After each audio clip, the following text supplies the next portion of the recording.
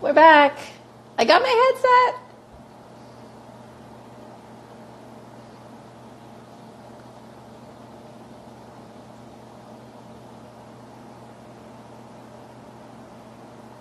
All right. I think we should be all good now.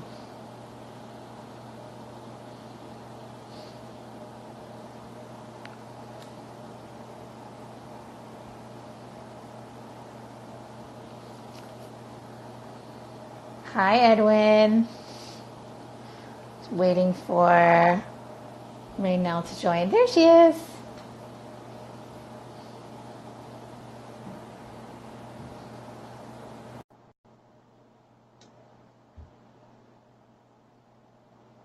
Hi, John. Okay, now. I think it should work now. Can you hear me? No. But I put my headset in. I feel like that's a start. Okay.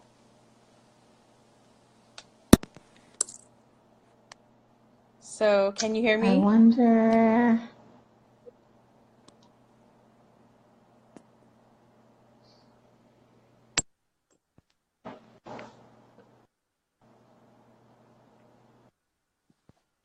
Can you say something now? Yeah, can you hear me? No. Or am I? No? Yeah,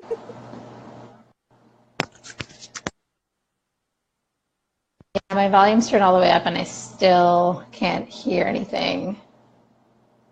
Let me try this. Oh, I think I got sound. You got what? I can hear you now. Oh, okay. Let me try to Yay. put Hi, my headset. Natalia. Okay. Can you hear me? Yes, I can. Okay. And that's the most beautiful sound I've ever heard. That's great. Okay. Well, now I know. I know what happened, so that's good. Okay. You know what happened. Good, good. Yeah, okay.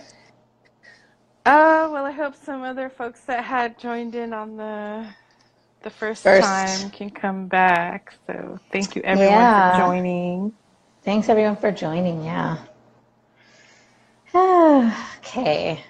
So I didn't do like too much of an introduction. I was just like hopping on and then getting you into the call, so there wasn't like a huge thing. But um, Raynelle, would you like to introduce yourself? Did Yeah, you already yeah. do that? I missed it. No, didn't.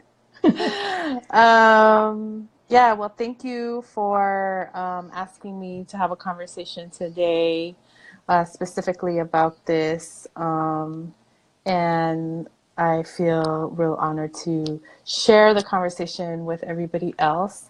My name's Raynelle, and you can find me at Hike It Out Coaching.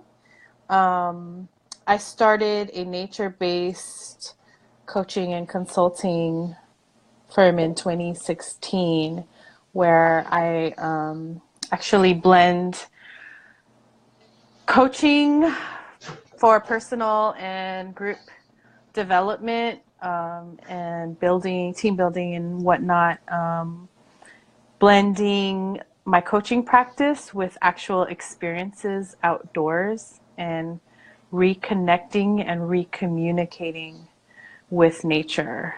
And so, Claudia, you've been with me since even before my journey in creating those services for people. So I'm really glad to have come to this point in your career where you're starting your practice as well. So yeah, you could find some of the stuff that I do at Hike It Out Coaching on Instagram. I post a lot of the pictures of the hikes that I lead with groups. I do a lot of private sessions as well, and my clients see me, and sometimes we book sessions outdoors. It's a very intentional time of actually remembering how we communicate with nature so that we could receive messages and answers for our health and well-being. Yeah, thank you. Thank you for sharing that. And it's been such an honor to see how you've grown on your path and like meeting you has been such a blessing and such an inspiration. So like every time, one of the reasons why I wanted to do the talk with you was because every time that we talk, I feel like it's always such like an enlightening experience, and always an Oh, inspirational one. So, oh, Anx is thank asking you. us where we're from. So we're in San Francisco Bay Area. I'm in San Francisco. Woo woo. I'm in Oakland, and I was born and raised in San Jose, so definitely Bay Area girl. Yeah, I'm a Bay Area girl too. I was raised on the peninsula and now I live in San Francisco. So, yeah. A little bit about myself. Yeah, first of all, I want to thank everybody for joining. Like I was saying, I'm a Bay Area native. Yeah, and so recently, like within the last few years, I've definitely been feeling, hey, what's up? You're in the Bay too? Okay. Yeah, so within the past several years, I've been definitely like walking truer on my path. And what that means for me is just like touching into the inner wisdom, ancestral wisdom, like tapping into ancestral medicine, Mesoamerican curanderismo medicine. And that is how Raynelle and I met, apprenticing under a curandera named Teresa, from Tierra Morena, who is like very well known in the healer community within the Bay Area and beyond. And Yeah, so now really feeling like very inspired to like do more work in the community, and like connect with more folks like you, Raynelle, and like other people, which is another reason why I wanted to like have this conversation on Instagram, which is not something that I like would normally do, but like what after we met this past weekend, I was like, we need to be talking more about like connecting and all of the things that we're going to talk about. So, yeah. Right. Yeah. So, like, before we get into like the talk or whatever, I really wanted to just say that like I am really holding in my heart, folks, the loss and like the the really like the devastation that has happened because of the fires, and I'm really holding our communities, in my heart, and like sending prayers to them, like folks who have lost their lives, folks who have lost their homes, folks who are putting their lives on the line to like contain these fires, and everybody who has been greatly impacted just like across the state, with all of like the health and air quality issues and stuff. So I'm just like really like holding that very close to my heart, and keeping them in my thoughts and like in my intentions and prayers as well. So I just wanted to say that before we start. I know this has been like very impactful for many people. Um, so I just wanted to make sure that we held space for that. I don't know if you want to add anything. Yeah, exactly. And I think it's important. Um, we're coming across sort of like an extended season of fires, and to remind ourselves that, yeah, we are seeing and feeling and sensing a lot of the loss and the swift, and sudden change that is happening and what people are going through, and to remember that, um, there needs to be acknowledgement of the grief, that it is part of the process, and to remind folks that, you know just like nature, we are resilient as well, and communities will come back.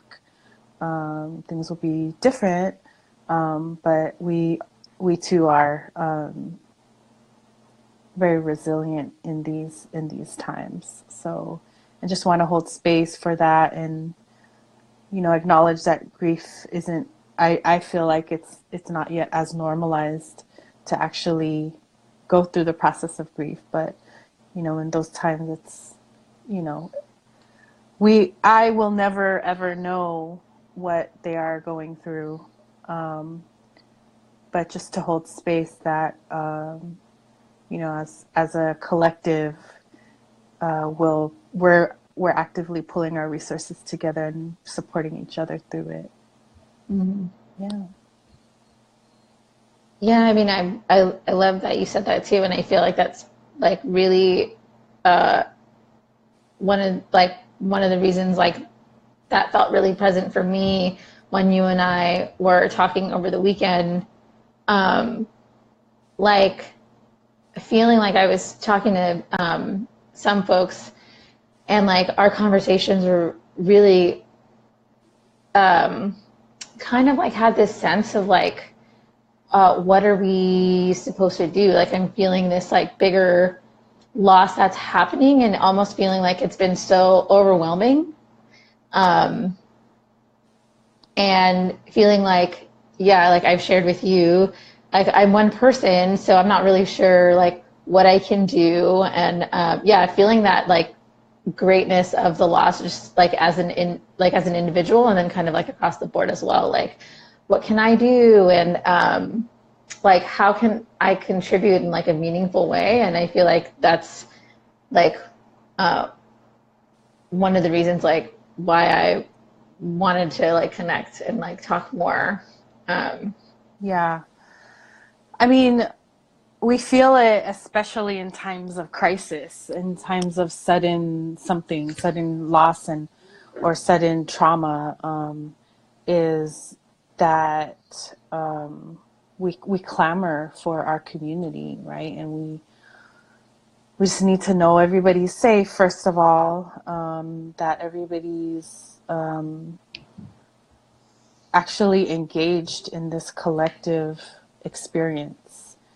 And just like the aftercare of those things, we still need each other, because it's not really healthy to grieve alone. Mm-hmm. It's not really healthy to, isolate yourself.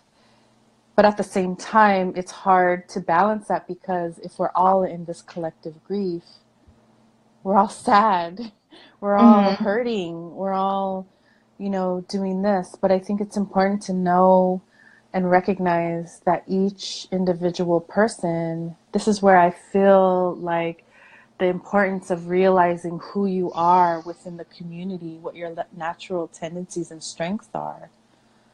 So in these times, you're kind of like reminded, oh, well, I'm always the one that like lifts people up, or I'm always the Mm-hmm. one that like cooks for everybody. Yeah. And so each of us plays that role naturally in who we are whenever we're with our families, with our communities. We just naturally gravitate towards a thing. And as a collective, things start to happen.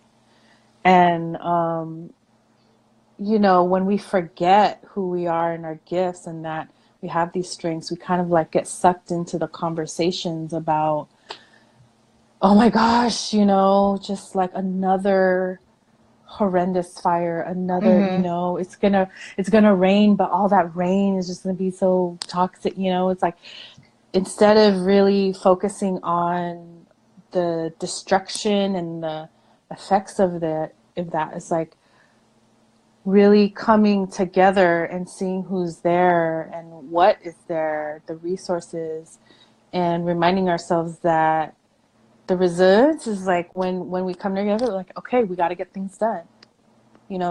Listening to little bits of stories on the news, on the radio, is like folks are just getting right to it.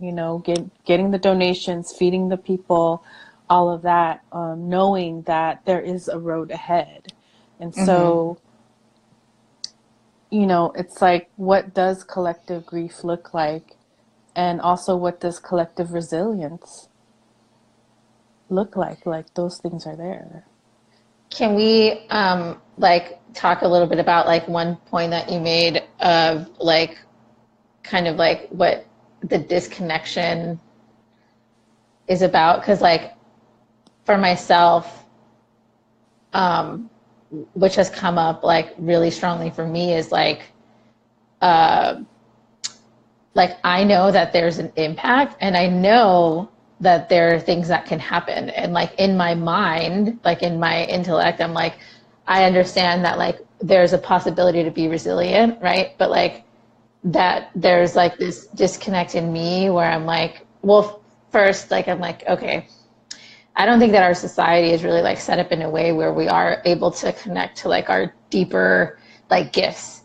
Like I don't think that's like one that's like been like I think a huge disservice of like our greater culture. Um, and like kind of like learning this more traditional medicine has been like a tool, but like that and then so like as when communities like come together and try to like grieve together or like feel those deeper emotions together, like I feel like it becomes like hard because like we almost don't know how, like we don't know how to like how do we process, like how do we connect to like yes our gifts and then also like that greater like spiritual, emotional, physical pain of like what we're going through, which I feel like is something that like the fires have really reminded us of, because it's like it's hitting us on all levels, you know, like Yeah. it's hitting our physical and our emotional and our spirit. Right, right. And also there's this like sense of like a complete annihilation of a large area and a large community. And then where do we go? There's no space to live right now. You know, it's charred, it's gone. Yeah. So speaking on the disconnection, this is like the essence of healing ourselves, right? And the disconnection having been done in those moments where the forces that be, the ones that took away our traditional knowledge, the systems that really kind of like were put in place to forget about how we actually work in concert, in harmony with nature for like the proper give and receive, and that time in this world where it became dominant, a dominant way to use the land is to take it, just to take with no giving back. There's to take as much as we can because there's this mentality that it was all there for us, you know, unlimited in a way. But disconnection,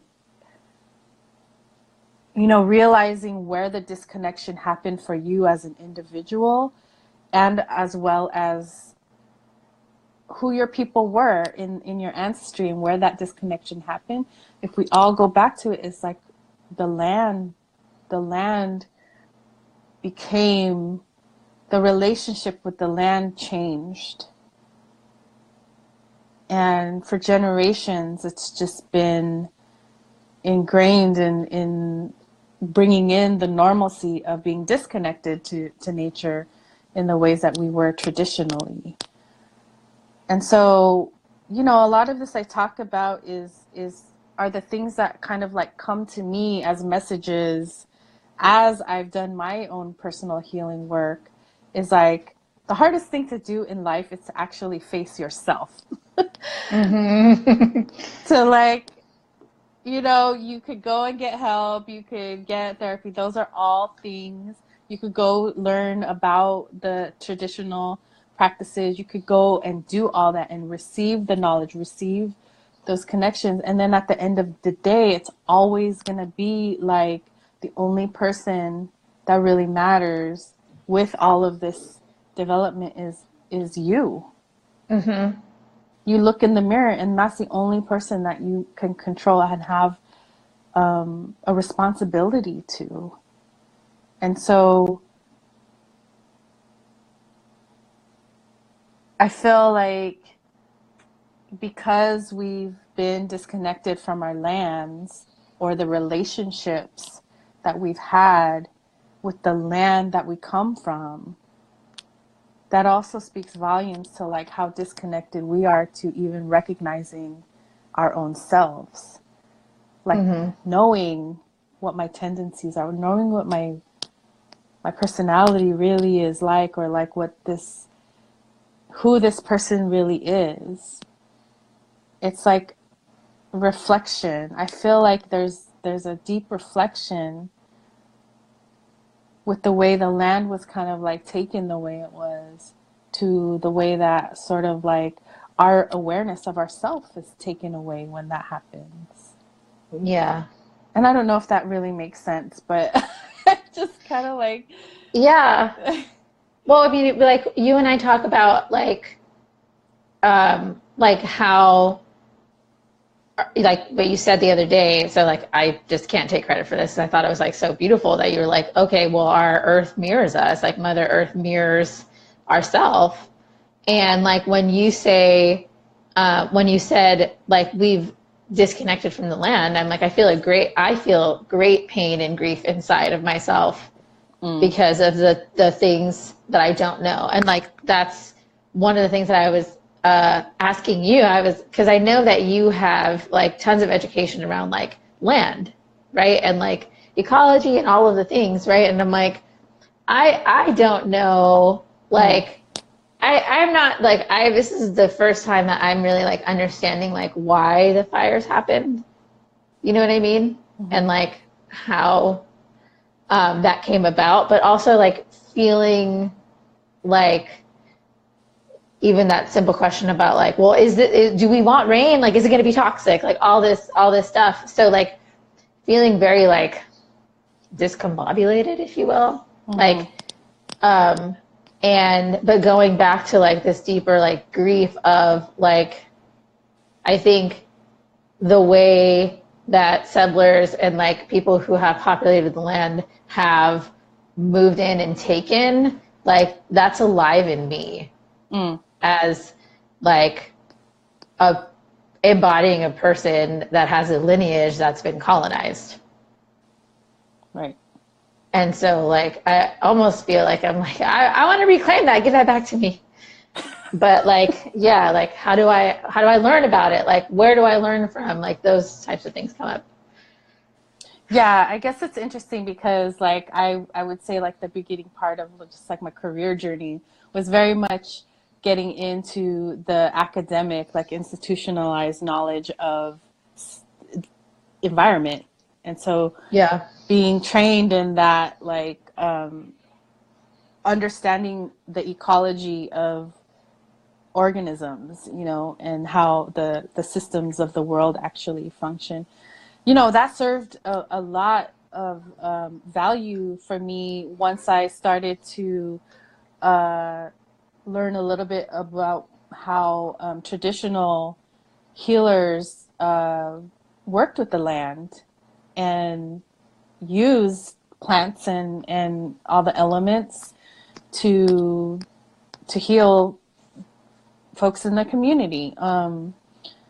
So it was like, it's interesting that I'm like, during this time, I'm like, wow, I would be learning about, you know, California's the fire ecology, studying about fire ecology and like what happens to a forest after a burn. Like I was actually studying that in my undergraduate research. And then understanding like the element of fire from a spiritual perspective, from that traditional knowledge of like the element of fire and how we honored it and how we used it.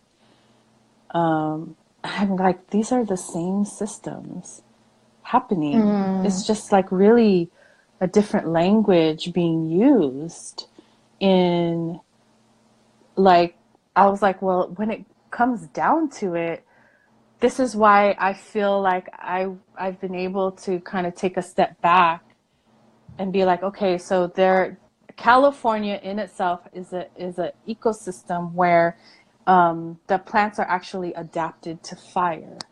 So you could tell this because you know, the certain plant species that thrive here that are from here, for instance, like the pine cones, right? Pines, like the cones of the pines are like before they spread their seed, they're closed up. So they're like these tight cones. they actually need really hot fire in order for their seeds to shoot out of that cone. So the fire will burst the cone out, and with inside the pine cone is the seed within each of those little prickly things that stick out. Mm-hmm. That's actually how they reproduce, and that's how they get their seed dispersed out there. So, fire is a natural and necessary thing that happens in the state of California, in this region, all the way up to the Pacific Northwest.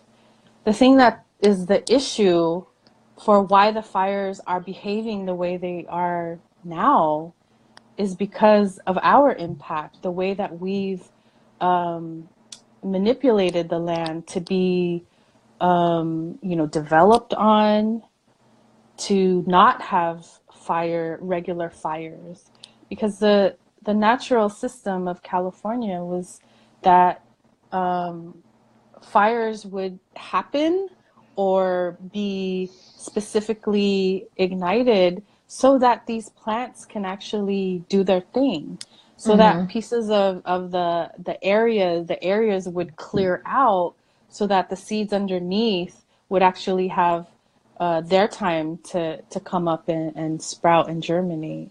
So, if we haven't been practicing that, but we've actually been suppressing that cycle of smaller, particular fires in certain areas, now all of a sudden we have like huge areas where the fire's been suppressed, and then the effects of just drought and dryness, coinciding with like the wind, because we all know that fire gets hotter with wind. The Mm-hmm. dryness and the wind, like that is a recipe for just the intensity of fire that we're seeing now, because it hasn't been managed, and our relationship to the land hasn't been what it has been like thousands and thousands of years before we started to settle on this land the way we have. And so the devastation that we're seeing is actually impacts that we created. And globally, if you take the Bay Area, we're just like one metropolitan area out of the many, many, many other ones in the world that are doing the same thing. And so the global impacts of how that's actually influencing our weather patterns. Yeah. And so, yeah.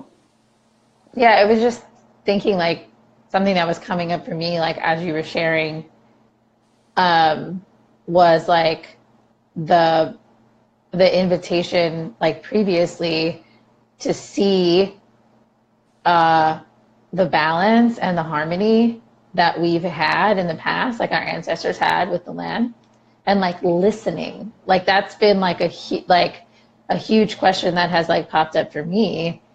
Like during this time, has been like, okay, so like, are we listening? Like, are we listening to what like these fires are trying to tell us? Or are we like really seeing, like you said, like, are we seeing what's going on? Because there is something that's really like disharmonious. Is that a word? Like that is not harmonious with what's happening. Like, and like the suppression and then the intensity, like the explosiveness, Mm-hmm. I think is also something that happens inside of us too, like we were saying, and how we're all connected, like Yeah. how it's all connected, right? So like it happens inside of us as individuals and as community, interpersonally, and then like on a global level as well. Yeah. I mean, with this particular area of California, I just also want to acknowledge the land that we are on, the Ohlone land that we're on. Mm-hmm. There's something to be said about like, are we listening? It's like I think we can. We kind of don't know how to. Mm-hmm, We mm-hmm. forgot how to listen, or Yeah. we just don't know how to. Um, and to say that, like, you know, the ones who know how to listen to the land are the ones that have been here for generations and are indigenous to this land, are the Mm-hmm. ones that know how best to listen to the land. Yeah. um, and we all, no matter what our lineage is, have ancestral lands. We are Yeah. indigenous to some area of the world. Yeah. um, and so we all have the ability to listen to land and the elements, no matter where we are. Mm-hmm. Um, and I think it's a matter of like, how do we relearn that? Yeah. And for these particular fires, um, I don't know. I just, for me, I I understand a little bit more about where my awareness is, how sensitive it is to the land, and what happens when I start listening. Um, it's been profound for me, but you know, my healing hikes are where I actually invite people to re-engage with that listening. Mm-hmm. So, you know, to speak on what I've been noticing and hearing and seeing in these particular cases, and as these stories of these fires, these epic events of these fires have become more and more intense. It's like, you know, I just became like, something just like came to me in realizing just how, like, just how serious this is. And so Mm-hmm. I wrote a blog about last year's fires because I really felt like what I was listening to and what I was aware of was not only the fires happening in Napa, but it was like being here in Oakland, the compounding trauma and effects of seeing the murder of Mia Wilson. And it was just like one thing on top of the other that I was seeing and hearing, and like my heart was just like, oh my gosh, like what? You know, another like horrific murder of a young person, and now like a complete annihilation of a particular area. And at Mm-hmm. that time I was just like, that was it. That was the first time I was like, we are, the way we are treating each other, the land is now mirroring that intensity of like destruction. It's like, oh, you want to resist each other, you want to fight, you want to murder and kill each other. Land is like, I could come through here too and let you know what you're doing to each other as well. Like, it's, Let me show you.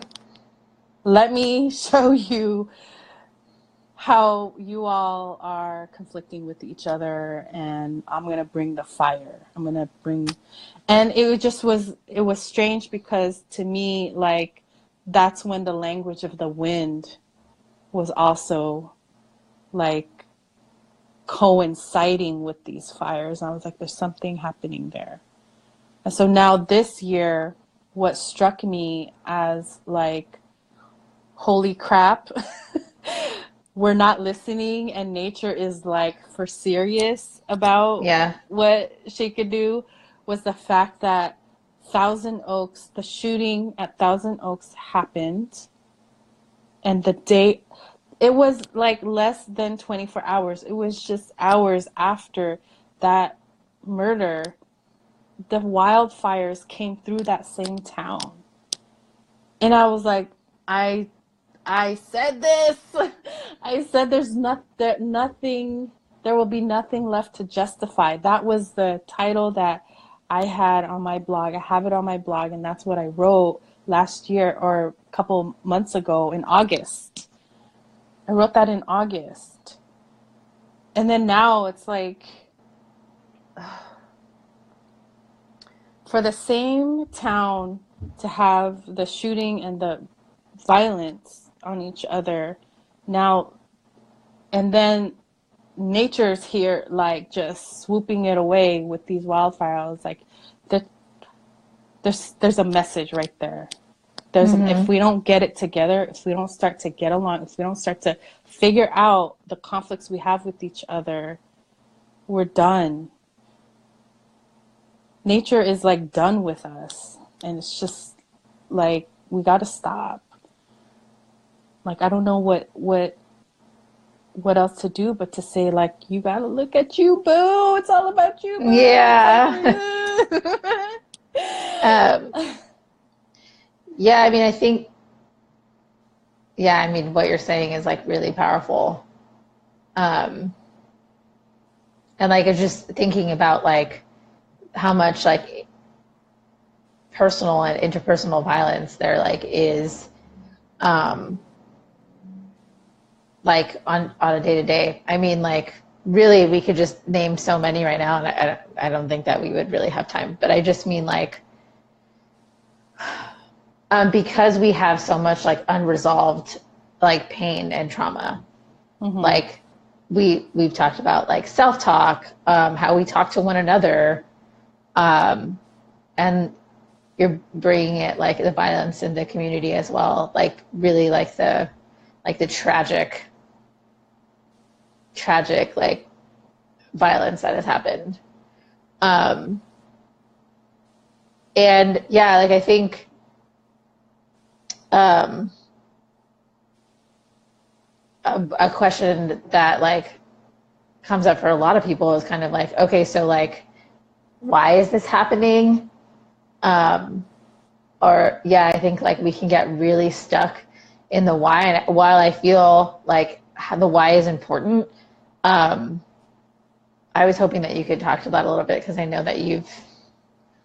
Well, I mean, the thing that I always tell, and I bring this in a lot in my coaching, is like, if you keep asking, if you ask why, it's going to lead to another why. And then that why is going to lead to another why. And so my question is like, if you're going to keep asking whys, when are you going to get to the action? Like, what to do about it? And so can we convert that why, and can we reframe it into a how? Like, how can I impact this world so that I'm not saying those things, so that I'm not reacting to this person, to this situation that same way, because it's not getting me anywhere. And so, like, we could talk about why all the time, and I think for me, I kind of like put that into like the intellectual realm. Like, whenever we want to study something, we want the books and we want the references and we want the people who have the knowledge, we're asking whys when we do that. Like, so why does this happen? Why is this ecosystem like this? Why are the fires at this degrees? And you know, and we're gonna run out of intellectual like questioning, and be left with like our emotional needs. Like, sure, we could have information and we could ask why, but our heart is gonna say like, how can I be part of this in a better way? So about, you know, like, where's the emotional needs around a particular situation, especially this? And so we often don't go to the emotional, the heart-centered, like, ways of supporting ourselves, because we have a tendency to go to the why and the intellectual. So it's a harder question to ask, right? It's like, so Yeah. how is this impacting you? Hmm. And Because then talk about that. that's yeah, like that's the more vulnerable. Yeah. That that's the more vulnerable, like courageous. Courageous. I'm not sure if I like that word, but that's the more vulnerable I don't place like it. to be in, right? It's like scary to think about like how exposing it is, like to feel like the impact of our decisions, right? Or like to Oh, feel the yeah. impact of somebody that you care about, right? Like allowing you to be intimate with me or allowing you to be close to me in like a deep way, allowing myself to be close with the earth in a deeper way where I'm like, I'm understanding my impact. Mm. Um, and yeah, I mean, that was what was coming up for me when you were talking about like intellect versus like that deeper emotional experience. Yeah. Um, and like that connection part that we were like referring to earlier on in the conversation, which was like, are we really connecting deeply, emotionally, spiritually? Right. Right. And for me, like, I guess that's for what's coming up is like, I think that's what nature is trying to tell us.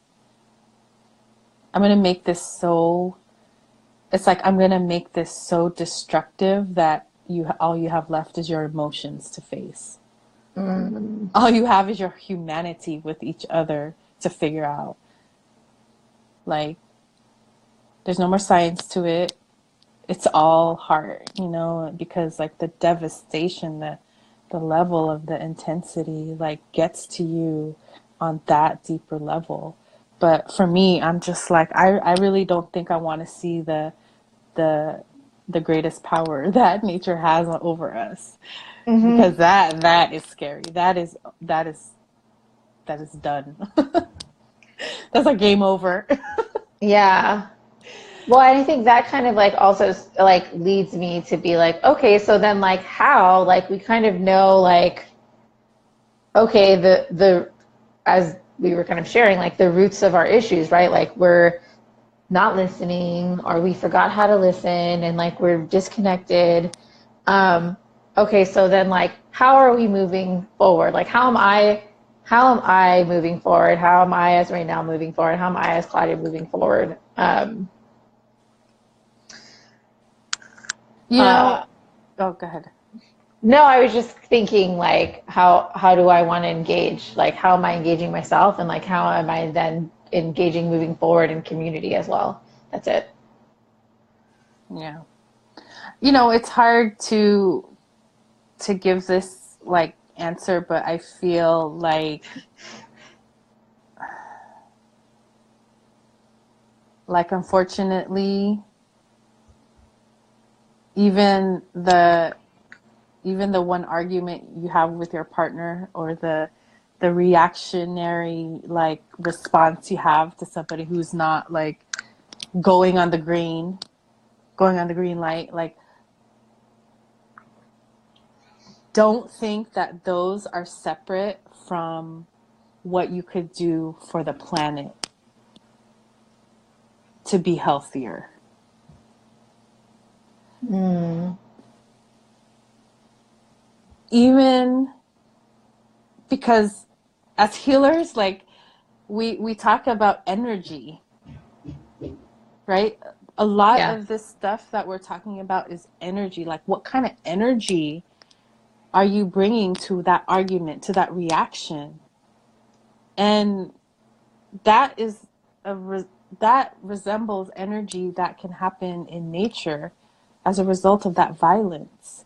And so that's why I say, I'm like, it's kind of hard for me to give this answer, because it's kind of like woo woo out there, I feel like, for some people. But Mm, um the inner conflict that you talked about earlier, the more you work on that for yourself, the more you heal, the more you love the other person, the more you have compassion for yourself, you have compassion for other people,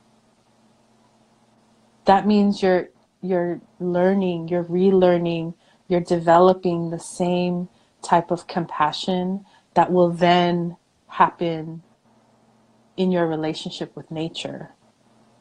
It's like it's all about the same like harmonious energy that we move around about. But we all know that it's hard to be like, it's hard to be nice to everybody every day, you know? It's hard to be that. And so the work really is to heal those parts, to like gain your emotional intelligence, figure it out, like Yeah. understand like where you are at in your own environment, and see that that's also reflected in the natural environment that's around you. Yeah, I feel like everything that you're saying, and like also like part of that is like being real, like being real for yourself, like that tapping into that inner like me, that deeper knowing, that inner wisdom, like beyond just like being like nice, you know what I mean, to others, like is allowing the spaciousness inside yourself to like feel the deeper emotion, be connected to your deepest like desires and your like wildest dreams, you know what I mean, like connecting to your ancestral lineage and like understanding that like the things that we've been taught by our families, but then also like on a societal level, like don't necessarily like need to be true. Like that doesn't need to necessarily be like the way that we live out our life. Yeah. Like and living in an authentic way and in a spacious way, like deeply impacts the way that we respond to ourselves and then to one another and then to like the greater like that. I mean, like for me, that feels like we're inviting harmony, right? Like the bigger, like the spaciousness of that.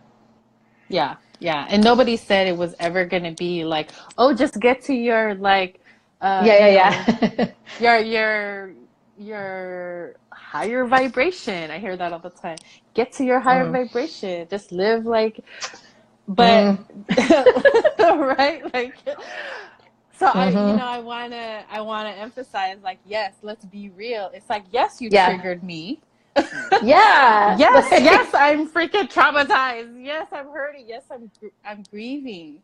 And the realness about it is that the more that we could actually acknowledge who we are in those moments, we could then take a step to actually be aware of like, oh, what did I just say? What did I just do? yeah, And then take a step to be like, I'm sorry. I would that came from an old story. I yeah, yeah, recognize it, I acknowledge it, and I'm gonna move forward. And so the thing is, like, if we're not normalizing that we are hurting, that we do have pain, that we are angry, if we don't acknowledge that, there's no way to like take the next step to say like, okay, how am I gonna take that message that I just gave myself that I'm like hella triggered by that and do yeah, something different next time so that I don't hurt that yeah. other person. Like the repair, like I say this to my husband all the time. I'm like, the repair part is so important. Like the restorative repair part is so important. Like, because like if I'm honoring self and like however way I come forth, like whether that's like triggered or whatever, or like messy, because relationships are messy, right? Like they're not Mm-hmm. like, Because we are messy. Oh it, my God, we're chaos. we're messy. This. We're messy ass mofos, right? So like, Right. but I'm like honoring and respecting like the way that I come forth and like being accountable to that. Like, you know what I mean? Yeah. Like, and that completely speaks to like my relationship to Earth too. Like, I get to look at myself and be like, okay, I got to get accountable for like the shit that I'm doing, right? The decisions that I'm making, and then be like, yeah, I've like my actions have impacted you, Yeah. and like you've impacted me too. Like, you know what I mean? So, yeah, I Yeah. And I really got mean, caught up there, but I mean, the yeah, other thing too that is like, oh God, I want to say it's like the fiercest emotion out there that just like will get a grip on people is guilt. Like Oh, yeah. how stalling the guilt could be when you're just like, you know, you're in like repair mode and you're like, oh, I'm just like, I'm sorry, you know, I caused that harm. I'm sorry I'm treating you earth like that. And then the guilt sets in and it's just like things stop. Yes. Like Then like you're this is guilty. stagnated energy. Yeah. Yeah. But then And so that's the other. you're still taking from the other person, like when that happens, or you're still taking from like the whatever, even from yourself. Like when that happens, you're like, I'm so stuck in my guilt that then I'm going to like use the energy for you to then take care of me and like my guilt. So there's still no like moving forward of like, so then how are we going to do this dance now that we know that like we have this new thing, right? Right. So like I'm, similarly too, like on the bigger scale as well, like how do I now want to do this dance? Like knowing the things that I know, like knowing how I've impacted Earth. mm-hmm. Yeah. Yeah. You know, guilt has a container. You could put guilt in a container and move forward. It's like having conversations with guilt to just be like, yo, you are not helping. I see you, I hear you, but I got to focus on the action. And, you know, whatever guilt is there for, um, you know, it's like we gotta process. We gotta live in a better harmony with the guilt and put it in its place where it needs to be, so that we Mm-hmm. take action for the better. You know, it's just a whole like process, you know, and I work with guilt a lot, but I also kind of like I'm like it's a lot of work to do around that for Yeah. any particular person, you know. But I that's why I call it a fierce. That's the fierce emotion right Mm-hmm. there that always tends to come and like stagnate things. Yeah. Yeah. And then, yeah, I mean, just speaking to that like really quickly is just like, um, not saying that that emotion has to go away in any way, just like Mm-mm. inviting space, just inviting like a little bit more space, like just a little bit more space to hold, more like more than just the guilt. I think that that's like a lot of what, um, like at least for me, like I may be needing like just a little bit more space to like keep moving forward. Yeah, Um, yeah. so I am seeing that we are almost at time. So we just have like a few more minutes before we wrap up. And um, I'm wondering if yes, anybody, you know, listening in has questions too or comments. Like, feel free to chime in there. But yeah, we are running on a couple of more minutes. Did you want to close in some way, Claudia? yeah, I mean, like I don't think that I'm not seeing any questions coming through, but I'm definitely like want to open it up to like for folks like if they want to send us questions afterward, Mm-hmm. um, like via Instagram or like whatever other platform like you have. Um, I'm like totally open for that. Like I want this to be like, like an ongoing dialogue that like, at least for me, like, and I think that you Mm-hmm. feel this way too. I don't want to speak for you, but like that we're having with the community and like, um, yeah, I don't know if you like want to speak to like where folks can find you at. I know that you said that a little bit in the beginning, but just like as a reminder and like if there's anything else that you want to add and then we can like close it up for the night. Yeah, yeah.